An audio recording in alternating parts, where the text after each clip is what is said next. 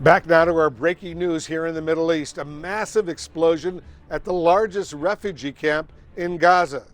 Joining us now is Lieutenant Colonel Richard Hecht. He's the international spokesperson for the Israel Defense Forces. Thanks so much for joining us. I want to ask you first about this massive blast that we all just saw. We saw the video at the Jabalia refugee camp in Gaza. Is there anything more you could first of all tell us about how this explosion happened?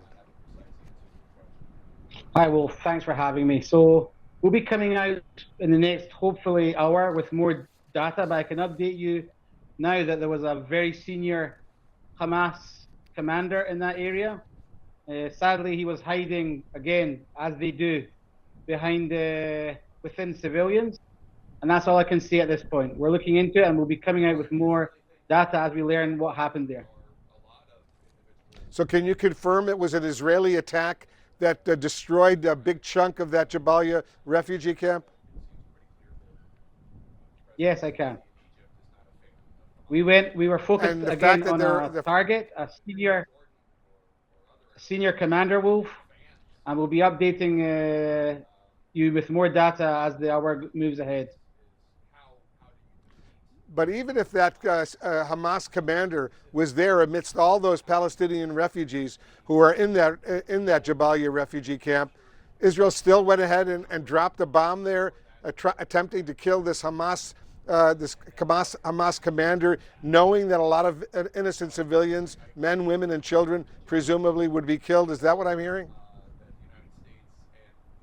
That's not what you're hearing, Wolf. We're focused on this commander, again, who you'll get more data who this man was. Killed many Israelis. We're doing everything we can. It's a very complicated battle space. There could be infrastructure there. There could be tunnels there. We're still looking into it, and we'll give you more data as the hour moves ahead.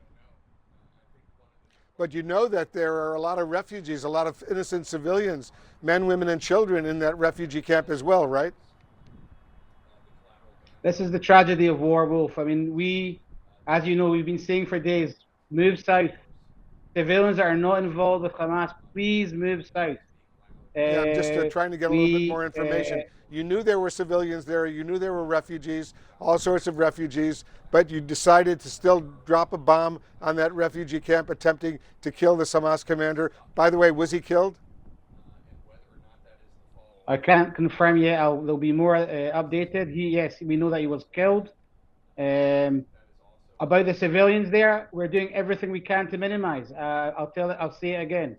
Sadly, they are hiding themselves within civilian population. And again, we are doing this stage by stage, and we're going to go after every one of these terrorists who was involved in that heinous attack on the 7th of October, Wolf.